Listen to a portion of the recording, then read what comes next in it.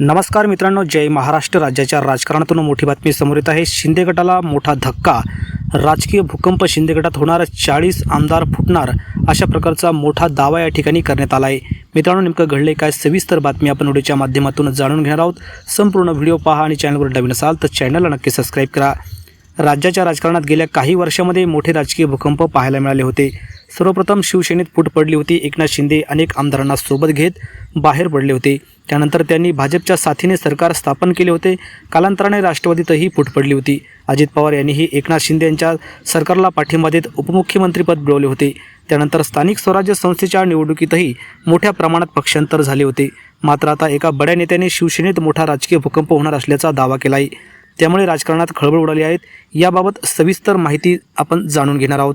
राष्ट्रवादी शरद पवार पक्षाचे आमदार रोहित पवार यांनी केलेल्या दाव्याने राजकारणात खळबळ उडाली आहे. रोहित पवार यांनी बारामतीत बोलताना म्हटले की एकनाथ शिंदेंच्या पक्षातले आमदार भाजपच्या संपर्कात आहे. काही पक्षनिष्ठ आमदार सोडले तर अनेक आमदार संपर्कात आहे. 2029च्या निवडणुकीच्या आधी सगळं समोर येईल. जवळपास 40च्या आसपास आमदार भाजपच्या संपर्कात असल्याचा मोठा दावा त्यांनी केला आहे. रोहित पवार यांच्या दाव्यामुळे राजकारणात मोठी खळबळ उडाली आहे. आता आगामी काळात पुन्हा राजकीय भूकंप पाहायला मिळणार का नाही, असा प्रश्न अनेकांच्या मनात उपस्थित होत आहे. कारण याआधीही राज्याच्या राजकारणात मोठ्या राजकीय उलाढाली पाहायला मिळाल्या होत्या. त्यामुळे रोहित पवार यांच्या या विधानानंतर पुन्हा एकदा मोठी घडामोड घडण्याचे संकेत मिळाले आहे. आणि एकनाथ शिंदे यांच्या गटामध्ये एकच खळबळ उडाल्याचं देखील या ठिकाणी बोललं जात आहे. मित्रांनो, तुम्हाला काय वाटतं? 40 आमदार भाजपच्या संपर्कात एकनाथ शिंदे गटातील असतील का? आपल्या प्रतिक्रिया कमेंट बॉक्समध्ये नक्की व्यक्त करा. धन्यवाद. जय महाराष्ट्र.